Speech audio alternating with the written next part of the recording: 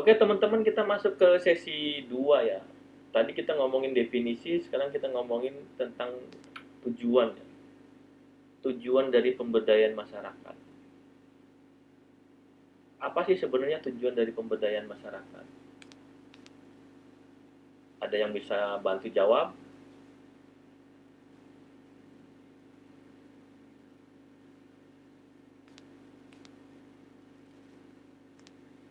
Kalau nggak ada, saya coba angkat ya, ada beberapa pendapat nih ya dari terutama dari Sulistiani ya. Saya coba eh, ambil dari pendapatnya dia.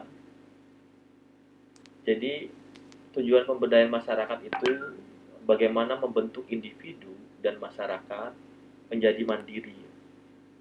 Kemandirian tersebut meliputi kemandirian dia berpikir, kemandirian dia bertindak, dan bagaimana dia bisa mengendalikan diri dia sendiri. Jadi tadi seperti yang tadi saya sampaikan tentang apa itu konsep pemberdayaan, clue-nya itu, kata kuncinya itu kan si orang itu sendiri gitu. Kata kuncinya adalah bagaimana pemberdayaan masyarakat itu dikonsepsikan sebagai proses bagaimana seseorang atau komunitas itu bisa mampu untuk memecahkan masalahnya mereka sendiri. Dan kemudian orang-orang lemah ini, marginal ini kemudian kita bantu untuk mereka bisa memecahkan masalah mereka sendiri. Jadi yang memecahkan mereka sendiri, bukan kita ya. Bukan kita, kita hanya memfasilitasi bagaimana mereka menemukan itu dan bergerak menuju pemecahan masalah itu yang mereka sepakati. Jadi selaras dengan si tujuan pemberdayaan ini, itu si masyarakat kita kita dampingi agar mereka itu bisa menjadi individu yang mandiri, mandiri bisa memecahkan masalah mereka sendiri. Nah, kemandirian masyarakat di sini adalah suatu kondisi yang dialami oleh masyarakat yang ditandai dengan kemampuan memikirkan, memutuskan, melakukan sesuatu yang dipandang tepat demi mencapai pemecahan masalah ya, yang dihadapi dengan menggunakan kemampuan yang dimilikinya. Gitu. Misalnya kayak saya cerita tadi soal kampung nelayan. Faktanya di sana itu ada masalah sanitasi, ada masalah kemiskinan. Nah, kemudian kita urai nih, masalahnya apa sih sebenarnya? Nah, yang bisa menyelesaikannya siapa? Mereka sendiri, bukan kita. Jadi cara-cara pendekatannya bukan bukan cuman gitu. Walaupun diantaranya akan kita beri sarana prasarana dan lain-lain, tapi bukan cuman itu. Gitu. Program-program pemerintah kan kalau misalnya ngelihat kampung nelayan, coba kamu lihat program-program pemerintah paling mengalokasikan anggaran untuk sanitasi, gitu, air bersih, gitu. Padahal yang membuang limbah itu ya si mereka sendiri gitu. Akhirnya lingkungan tuh jadi kotor, akhirnya jadi penyakit buat mereka sendiri gitu. Padahal ketika kita ngasih sarana berbentuk fisik gitu, misalnya kasih sarana prasarana air bersih. Kalau misalnya ya mungkin masyarakat seneng gitu, tapi karena masalahnya itu sebetulnya di diri dia sendiri gitu. Akhirnya program-program yang kita intervensi atau kita berikan itu ya nggak jalan. Satu contoh misalnya beberapa program di Cirebon ya misalnya nih. Saya pernah lihat nih teman-teman, saya pernah lihat eh, bukan di Cirebon aja nih. Kamu coba perhatikan beberapa program-program pemerintah ya. Saya pernah kunjungi ini yang lingkungan ya. Saya pernah kunjungi TPS nih, TPS, TPA TPS yang berbasis masyarakat ya. Tempat pengolahan sampah ya, berbasis masyarakat. itu diintervensi oleh pemerintah, dibangun di Raga Wacana. Nilai bangunannya sama alat prasarananya kurang lebih mungkin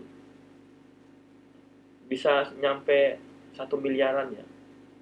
Bangun gedungnya, beli alat pengolah kompos, beli pencacah plastik dan lain-lain.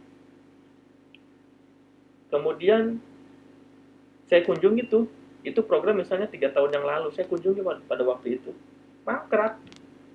Ini si program ini mangkrak gitu, sampai akhirnya mangkrak itu tidak beroperasi.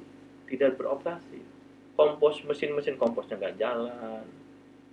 Ya itu dia. Jadi eh, apa tidak berkelanjutan gitu. Proses-proses ini tadinya pemerintah itu ngerasa sedang melakukan proses-proses pemberdayaan masyarakat. Bagaimana mereka mengelola sampah diri mereka sendiri, sampah di lingkungan desanya sendiri. Melalui TPS, TPA berbasis masyarakat. Gitu. Kalau kamu pengen lihat, coba catat ya, itu ada di Desa Raga Wacana.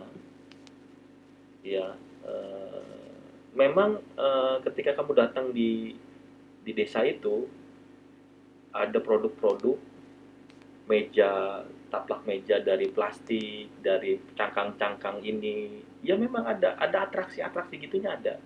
Tapi itu nggak berkelanjutan gitu. Itu jadi seolah-olah itu jadi hanya ini aja deh.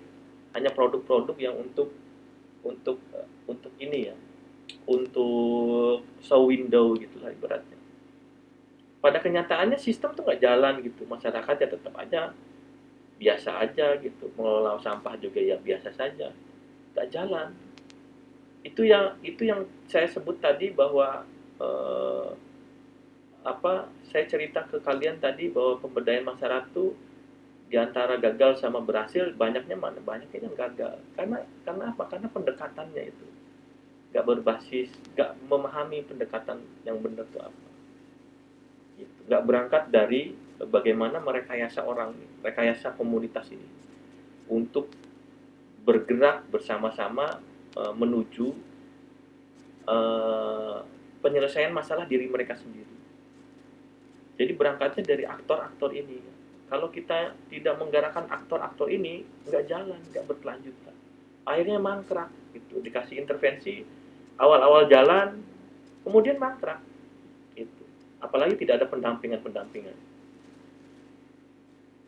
Itu yang kemudian yang membedakan kenapa sih kita perlu metode khas dalam pemberdayaan masyarakat.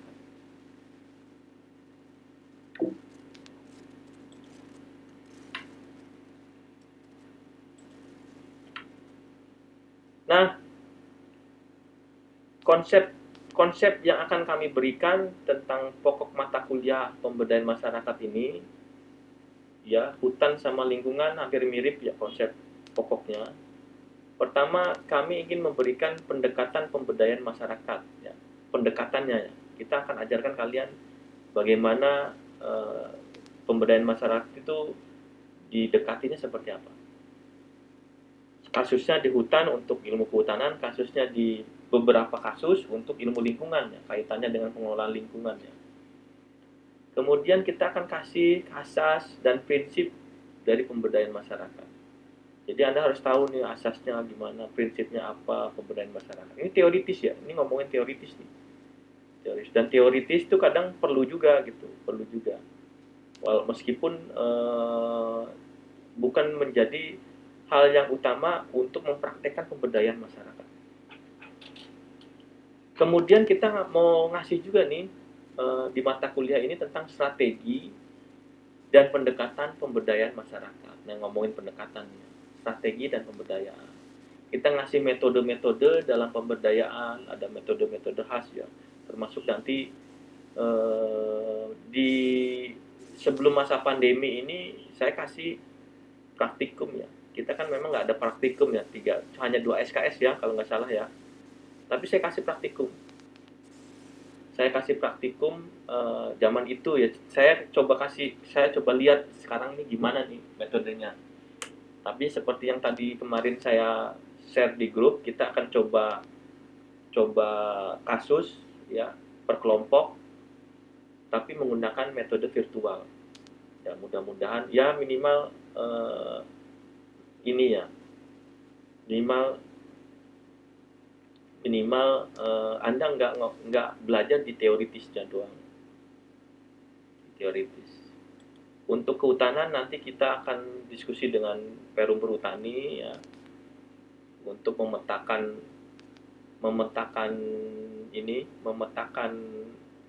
apa daerah-daerah yang mereka menjadi lokasi-lokasi pemberdayaan di perhutani dan Taman Nasional di Ciremai. Teritorinya Kuningan saja. Jadi nanti kita akan siapkan surat ya, undangan permohonan untuk audiensi tapi virtual ya. Nanti kamu sendiri akan membuat alamat Zoom-nya gitu untuk mengundang pada jam berapa, kamu seolah-olah akan datang gitu ke kantor tapi lewat Zoom. Nanti ada perhutani sama Taman Nasional ya. Nah, diskusinya nanti di virtual gitu, bukan datang di kantor. Datang ke kantornya tuh ngasih suratnya doang, atau kalau misalnya udah kenal sama orang-orang Taman Nasional ya cuman lewat WA gitu. Nah, nanti kasih alamatnya, diskusinya di Zoom. Apa yang kamu diskusikan? Yang kamu diskusikan adalah ngomongin soal apa yang sudah mereka lakukan tentang pemberdayaan masyarakat di mana saja, gitu. Programnya di mana saja. Nah, kemudian dari sana ada pilihan-pilihan kan akhirnya, pilihan-pilihan. Nah, lokasi mana yang kamu akan pilih dan itu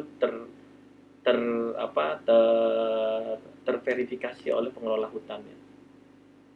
Tahun lalu kita di mata kuliah penyuluhan ada kelompok, kita bagi 2 kelompok satu mendampingi masyarakat Karangsari ya, Karangsari di Taman Nasional, kelompok kedua masyarakat yang hutan perhutani di Citundun. Outputnya adalah proposal yang mereka ke lapangan waktu itu belum masa pandemi dan presentasi di kementerian. Ya, kita ajak malah yang presentasi itu bukan cuma mahasiswa, masyarakatnya presentasi. Kita siapin karena kan memang masyarakat ini harus mandiri, dia harus dikuatin. Alhamdulillah sebetulnya harusnya dua-duanya diterima ya, dua-duanya diterima proposalnya, 50-an juta dikasih bantuan untuk mengembangkan lokasi wisatanya mereka masing-masing. Tapi satu kelompok yang satu ini tidak di follow up gitu, tidak di follow up untuk bikin proposal. Pada waktu itu masa pandemi gitu, pada waktu itu ketika jadi pada waktu itu kan kita ke kementerian, suratnya udah muncul, udah direspon oleh kementerian, dialokasikan waktunya di Direktorat PSKL ya, Perhutanan Sosial Kemitraan Lingkungan, di ini dirjennya, direktoratnya Bina Usaha Perhutanan Sosial dan Hutan Adat. Kemudian pas masanya berangkat, udah pesen bis ya mahasiswa. Pas masanya berangkat untuk presentasi, ada instruksi dari dekan sama rektor, karena itu pas awal-awal masa pandemi, bahwa tidak diizinkan untuk ke Jakarta. Nah, karena kami udah janji sama masyarakat ya, akhirnya saya dan kelompok yang berangkat pakai mobil pribadi ya, mobil pribadi disediain kelompok. 2 kelompok itu datang ke kementerian dan mereka presentasi dan kita mengajukan maaf juga ke kementerian kan kemarin nggak bisa datang mahasiswanya, tapi minimal ada perwakilan. Nah, alhamdulillahnya satu kelompok menang ya. Sebenarnya dua-duanya bisa dapat ya, karena ada akses di sana. Tapi karena tidak di follow up dan masyarakat kelompok masyarakat itu kan didampingi oleh mahasiswanya itu juga dia nggak terfollow up dengan baik, akhirnya waktunya udah terbatas, akhirnya hanya satu kelompok yang dapat. Nah, itu contoh-contoh semester ini di mata kuliah ini saya ingin seperti itu ya, akan seperti itu juga. Nanti Anda Anda akan diskusi sama perhutani sama Taman Nasional itu dalam rangka menentukan lokasi yang akan Anda ini kan. Lokasinya tentu yang punya cikal bakal perhutanan sosial kalau untuk perhutani, Kementerian Kehutanan untuk Taman Nasional. Nah, outputnya adalah Anda membantu mendampingi mereka untuk membuat proposal. Tentu nanti kita pakai cara-cara ya, entah caranya gimana ya, entah by phone saja dan lain-lain. Nanti kita coba inilah. Tapi minimal pada satu titik tertentu kamu harus ketemu sama masyarakatnya, ngobrol, tapi harus jaraknya harus bagus ya, kamu harus protokol kesehatan juga oke. Makanya nggak harus dipecah jadi beberapa kelompok itu dalam rangka itu. Itu yang kehutanan. Kalau yang lingkungan kemungkinan kita akan pakai studi kasusnya di pesisir Cirebon ya. Kami punya akses di industri PLTU ya. Tahu PLTU kan? PLTU, pembangkit listrik tenaga uap, itu ada di Mundu. Itu industri dan kenapa saya berrelasi dan sangat cocok dengan ilmu lingkungan karena mereka akan sifatnya akan bekerja ke industri-industri begitu ya untuk mengelola lingkungan. Di sana konteksnya masyarakat, isunya pertama memang kemiskinan masyarakat pesisir, sanitasi juga ada. Jadi karena orang-orang lingkungan ini hanya 3 atau 4 orang, saya pikir Anda ke lapangan nggak apa-apa ya, tapi jangan terlalu sering ke lapangan untuk melihat situasi. Pertama situasi tentang kamu kalau ngelihat di Mundu pesisir ya, dekat pabrik-pabrik itu kamu ngelihat sampah banyak sekali, sampah banyak ya. Sanitasi ini masalah sanitasi juga, sampah banyak, air bersih nggak ada.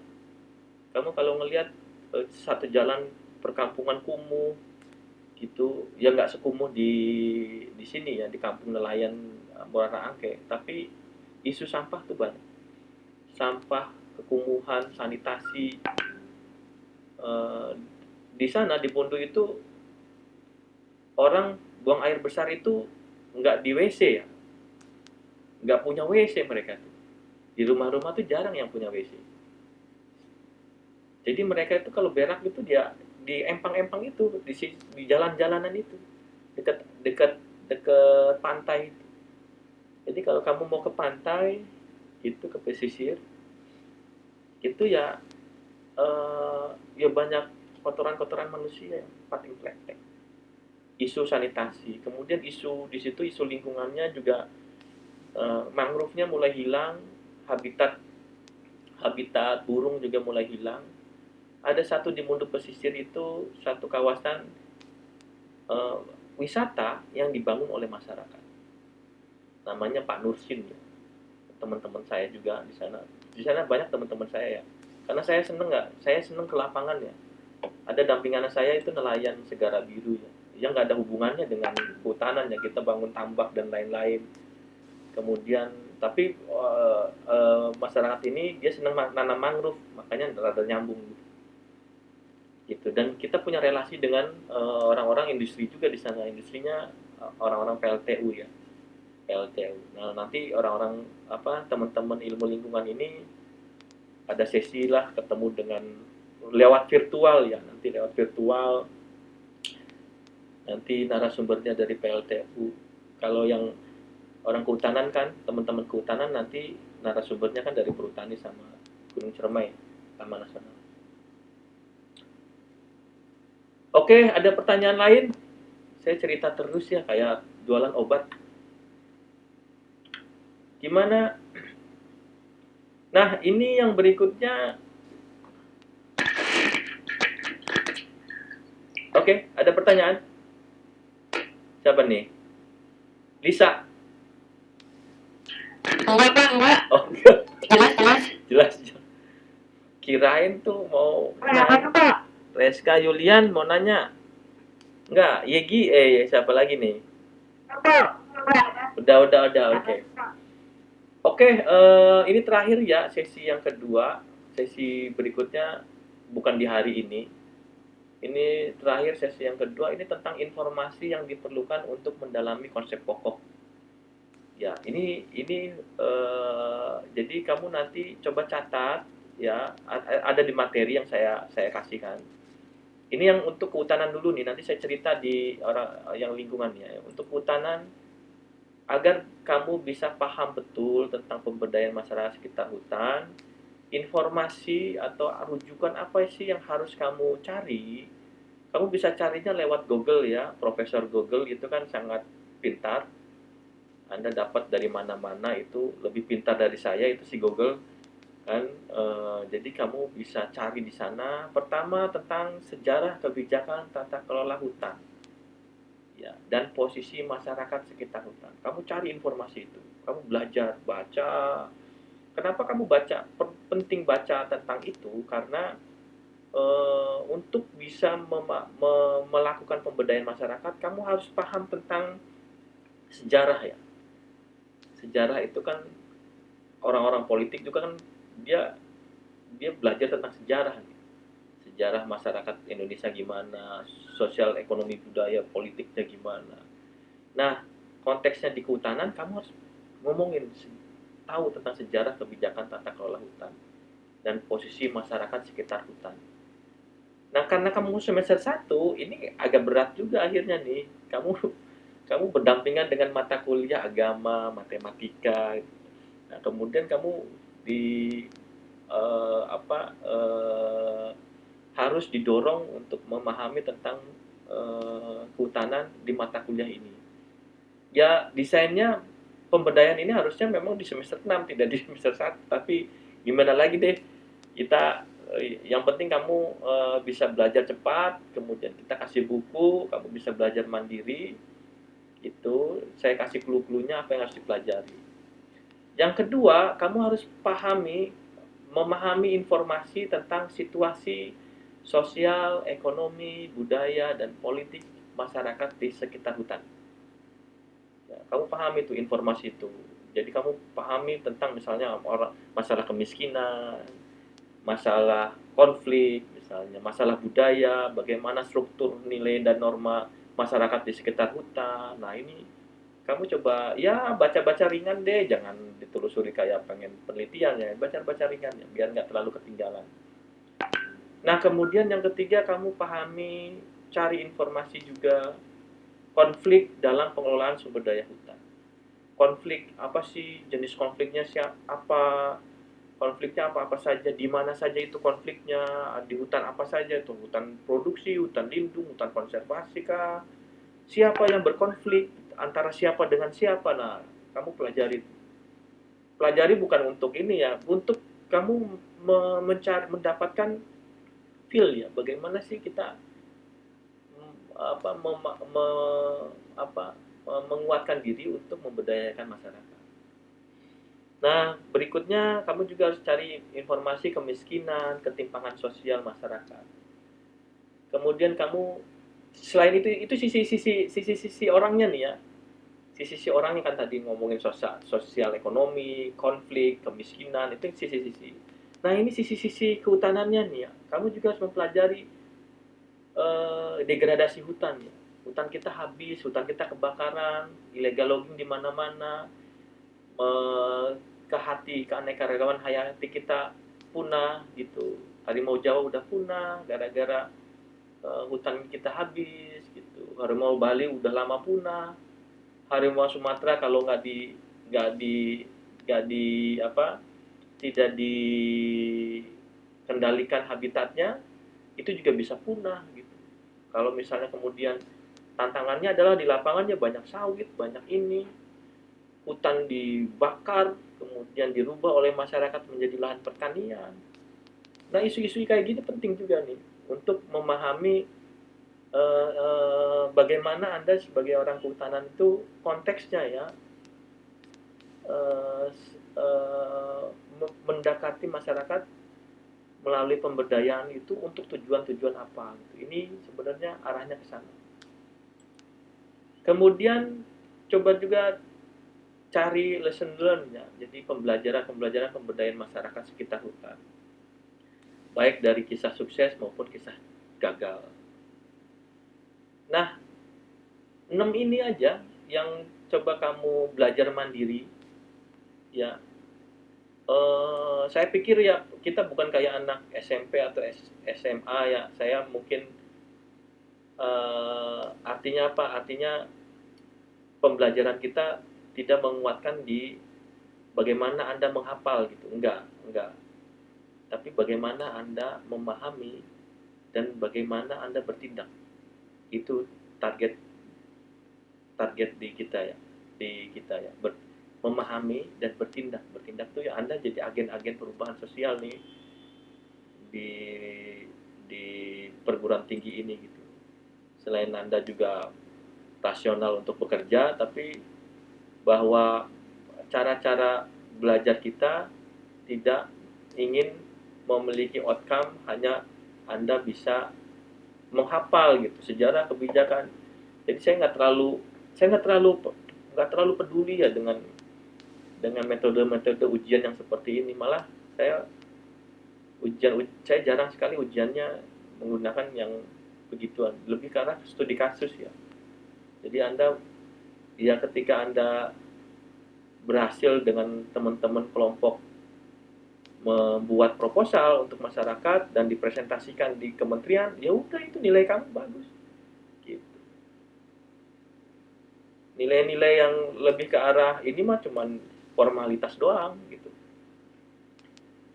Nah ini yang kehutanan. Nah kalau yang lingkungan untuk prodi ilmu lingkungan sama ya sebetulnya informasi yang diperlukan itu lebih ke arah isu-isu tentang bagaimana masa kemiskinan di tengah industrialisasi.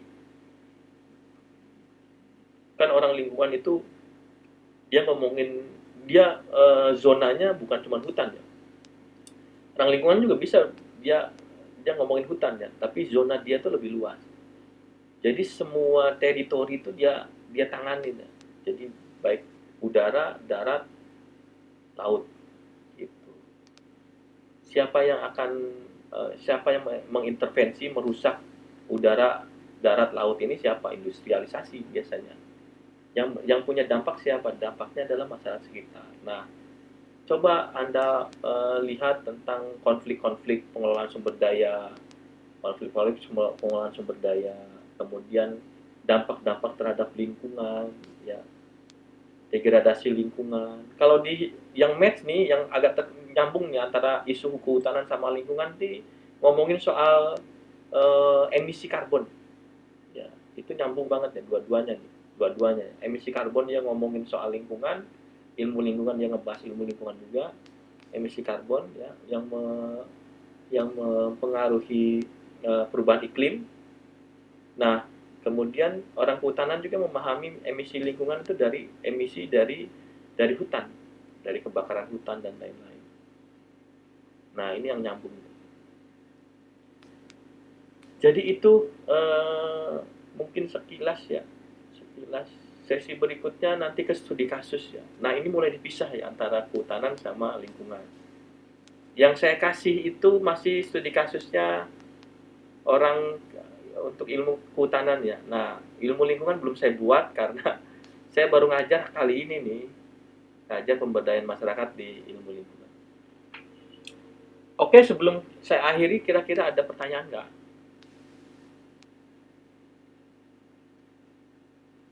Dua, kalau nggak ada pertanyaan, kalau nggak ada harus ada pertanyaan dua minimal ya.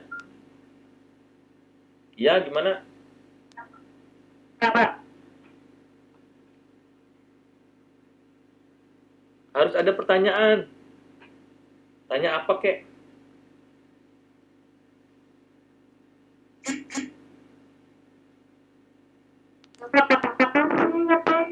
Oh gitu. Suara saya yang patah-patah. Suara kalian bagus. Yang lain kali, yang lain. Yang lain. Yang lain teman-teman yang lain ada pertanyaan? Yang lain pakai AFK sih apa lagi?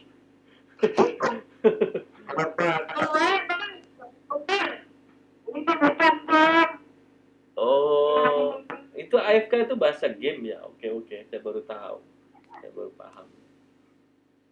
Oke, adakah teman-teman dari SMK nih biasanya nih? Ya, ya, silakan. Perkenalkan nama saya Romli. Romli, ya, oke, Romli.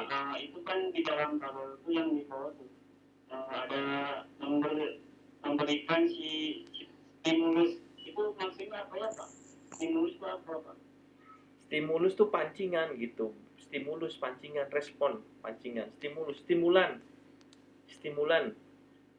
Memberikan stimulus itu pancingan, stimulan. Agar kayak misalnya gini nih. Kayak misalnya gini nih. Kamu males belajar.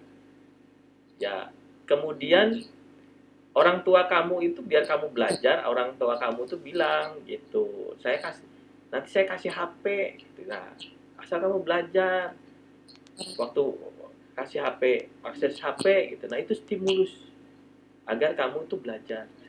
Nah, sama maksud stimulus itu begitu di materi saya tuh, stimulus pancingan agar agar masyarakat mau berubah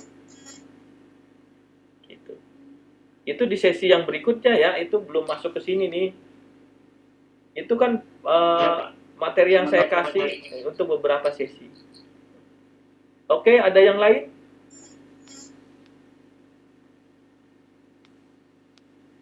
Izin bertanya Pak. Ya, oke. Siapa nih? Barik Fazat. Oke, Barik Fazat. Dari keuangan Mas Dua Pak. Ini Oke, ya. misal kita punya rencana untuk memberdayakan masyarakat, Ya. tapi masyarakat itu punya adat istiadat yang kental kayak maaf bilang nyinggung atau bagaimana, misal suku Baduy gitu ya Pak, itu kan terkenal kayak kental banget gitu budayanya. Misalkan kalau kita akan memberdayakan masyarakat yang semacam itu, memperhitungkan dari budaya dan adat yang kental tadi itu, strateginya harus bagaimana Pak? Terima kasih. Ya. Oke, pertanyaan bagus ya. Nanti mungkin lebih detailnya kan akan dijelaskan di pendekatan, metode, dan lain-lainnya. Tapi pada intinya adalah begini, Anda akan memberdayakan masyarakat. Jadi persepsi Anda itu ingin membantu orang, kah? Gitu kan? Persepsi sederhana kita itu program pemberdayaan masyarakat itu ingin membantu orang lain.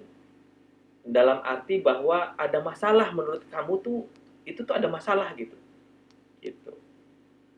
Nah, tantangannya di lapangan adalah itu jadi masalah nggak buat mereka?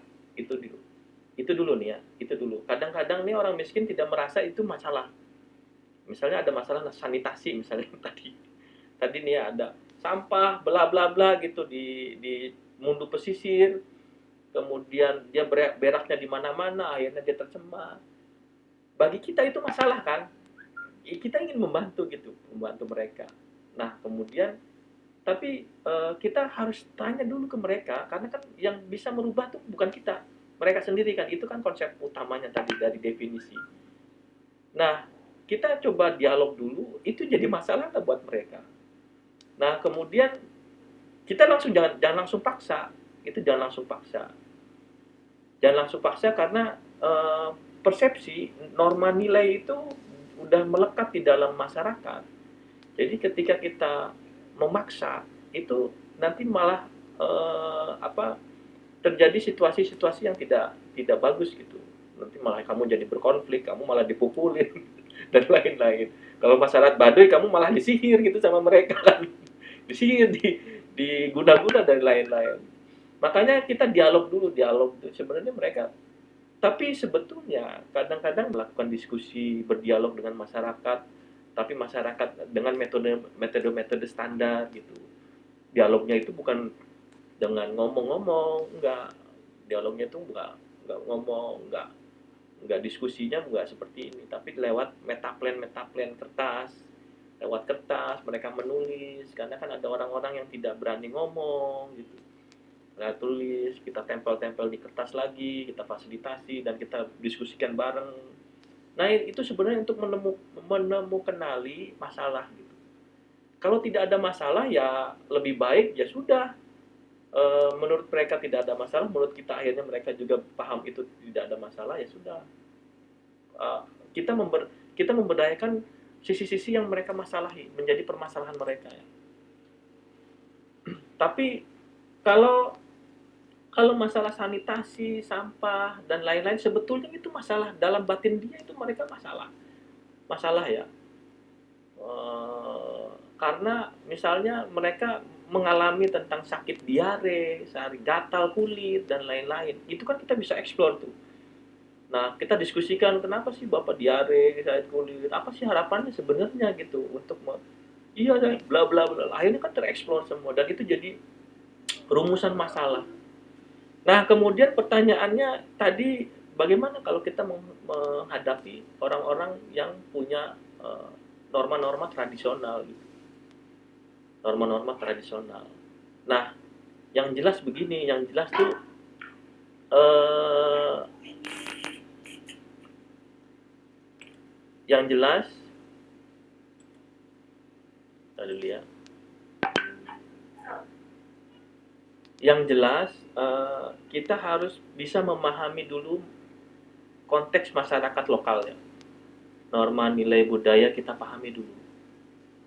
Kadang-kadang tuh gini, kadang-kadang persepsi kita tuh kesejahteraan tuh sesuai dengan persepsi yang kita persepsikan. Belum tentu sama dengan orang-orang tradisional begini. Misalnya gini, kita ngelihat orang yang tidak pakai baju, komunitas yang asli, suku Asmat, bla bla bla bla, kita merasa terdenyuh dan mereka harus dikasih baju sama kita dan dididik untuk bisa berpakaian gitu. Itu persepsi kita, persepsi bahwa dia ini terenyuh gitu, dia nggak pakai baju, harusnya pakai baju masuk angin nanti gitu kan misalnya. Itu kan persepsi kita. Makanya kita harus pahami tentang mereka dulu, pahami ini orang tuh kayak gimana sih, bagaimana norma budayanya, sosialnya, bagaimana. Jadi Anda tuh benar-benar harus mendalami mereka dulu. Jangan langsung pemberdayaan dulu, mendalami, mengenal. Oh mereka tuh punya begini, mereka begini, kesehariannya gimana. Sampai akhir baru dilakukan nih proses-proses FGD kalau misalnya memang ada masalah di antara mereka. Sama seperti kayak kamu lihat kayak suku Kubu, masyarakat Kubu, dia tuh kan hidupnya nomaden ya. Nomaden tinggal di sekitar hutan, di hutan-hutannya. Kamu coba baca deh suku Kubu ya. Tanpa baju, tanpa apa, berkelompok, nomaden ya.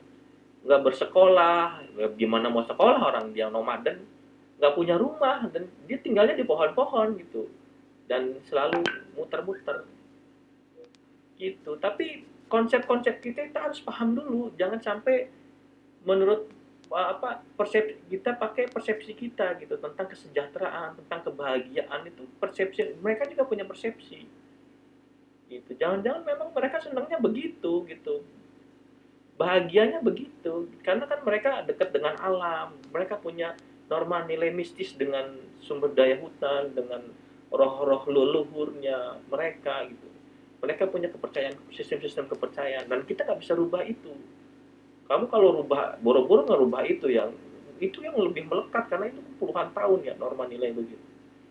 Apa yang bisa kita lakukan gitu, pemberdayaannya adalah yaitu dia bagaimana misalnya orang-orang Kubu begini nih, orang kita terunyuh dengan mereka karena mereka nggak sekolah, ya sudah kita bikin sekolah alam gitu, nggak perlu mereka dikasih ke SD gitu, disekolahkan di SD harus bayar dan lain-lain, kan nggak bisa. Tapi kan kita masuk ke mereka, berkenalan dengan mereka untuk mengajarkan tentang hal-hal yang tidak diajarkan oleh norma-norma nilai mereka agar mereka lebih siap gitu menghadapi misalnya ketika tantangan-tantangan mereka, hutan yang habis itu karena ada industri-industri dan lain-lain, mereka lebih siap memahami. Sama di suku Baduy juga gitu. Intinya adalah menghadapi masyarakat begitu kita harus paham. Pertama, norma nilainya kita pahami dulu. dieksplorasi masalahnya apa gitu. Dan jangan persepsi kita jangan disamakan dengan persepsi mereka. Menurut kita itu ada sesuatu masalah, menurut mereka tidak jadi masalah, ya sudah nggak usah gitu. Yang penting kamu FGD-kan dulu. Apakah itu jadi sesuatu masalah? Kecuali misalnya Baduy ini kemudian teritori mereka itu diambil oleh perusahaan itu. Diambil oleh perusahaan, hutan adat mereka itu kemudian dibangun. Apalagi nih undang-undang ini ya, itu kan boleh ya dibolehkan ya apa kita melakukan ekstraksi ya, kegiatan ekstraksi di kawasan konservasi. Undang-undang Cipta Demo. Iya. Nah, ini perusahaan-perusahaan itu misalnya akan kemudian dia mengubah kawasan hutan orang-orang Baduy ini. Nah, orang-orang Baduy ini akhirnya terkucilkan dan lain-lain. Nah, itu kita berdayakan gitu misalnya. Nah, memberdayakan mereka dengan norma nilai mereka kan kita juga harus paham dulu. Kebiasaan mereka apa, norma nilai apa yang harus kita berdayakan. Dan lain-lain. Ada lagi teman-teman yang lain?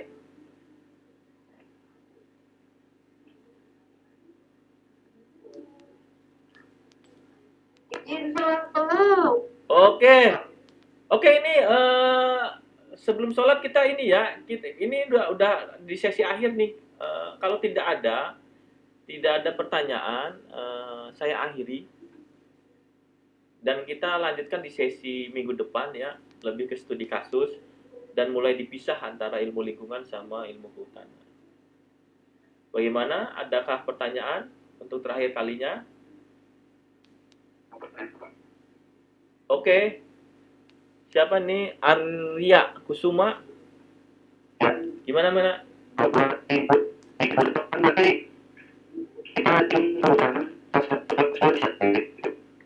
Bah, putus-putus ya. Gimana? Coba diulang.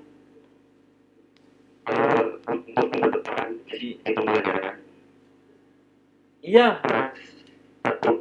Oh, kehutanan masih kehutanannya digabung ya kalau kehutanan ya. Satu dua, iya. Karena kalau kan kalau virtual mah nggak ada masalah ya. Sebenarnya nggak ada masalah ya. Digabung sama kecuali emang temanya beda. Nah, kalau di kelas itu memang saya pisah. Nggak karena kan apa terlalu terlalu padat gitu. Kalau di kelas nggak efektif. Tapi kalau di ini 200 orang pun nggak ada masalah gitu. Yang penting Anda bisa mendengar, bisa mengakses ini.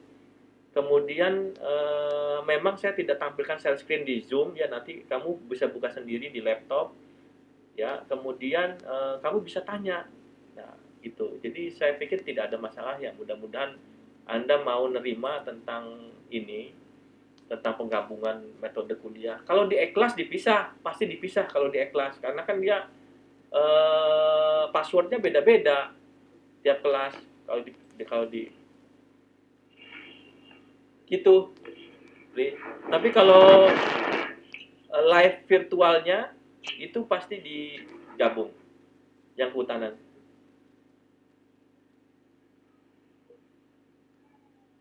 Gitu, Ri. Gimana? Yang lain? Pertanyaan yang lain?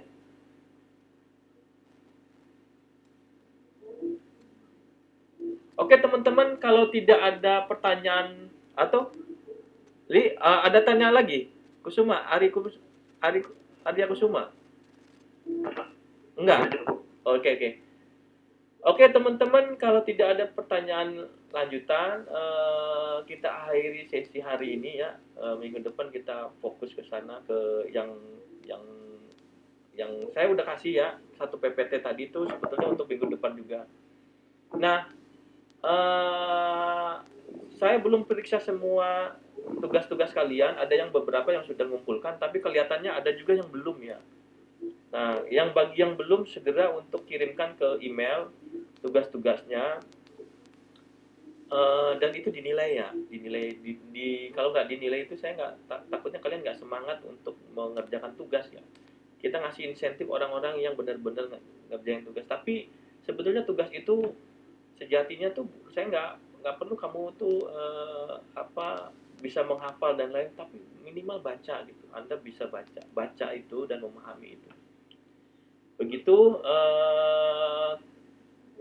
untuk sesi ini kita akhiri. Terima kasih atas partisipasinya. Mudah-mudahan bermanfaat. Assalamualaikum warahmatullahi wabarakatuh. Ya. Waalaikumsalam.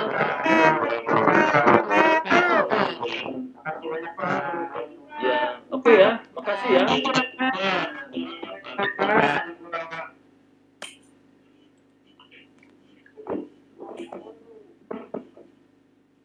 Ya.